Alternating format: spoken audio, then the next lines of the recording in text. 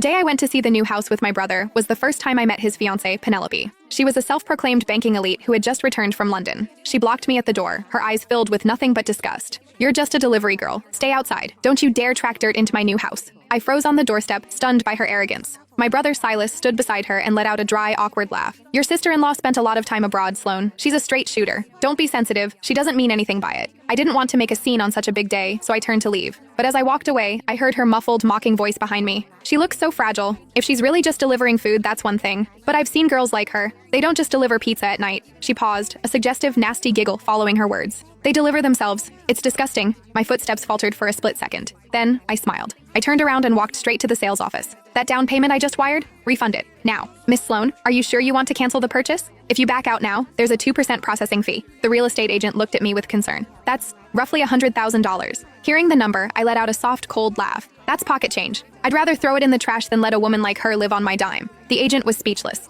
I didn't say another word and walked out. As I rounded the corner, I ran right into Silas and Penelope. Her voice wasn't loud, but she wasn't trying to hide it either. "Listen, Silas, I only agreed to marry you because you showed some initiative and promised to put this house in my name." Silas kept his head down, saying nothing while he carried her designer bags. She let out a sharp, mocking snort. "I work in private banking. I deal with high-net-worth individuals every day. Do you even realize who I am? A family with your background? I'm doing you a favor." Her tone grew even colder. "Especially that sister of yours. A grown woman running around as a delivery driver? It's embarrassing to even mention her." Silas remained silent. She was on a roll now, fueled by his submission. "She better not try to cling to me later. Don't you dare think I'm going to help her find a real job. I'm closing a massive deal next week, and it's going to get me a VP promotion. Tell your sister to stay out of my way." Silas nodded repeatedly, looking pathetic. I know.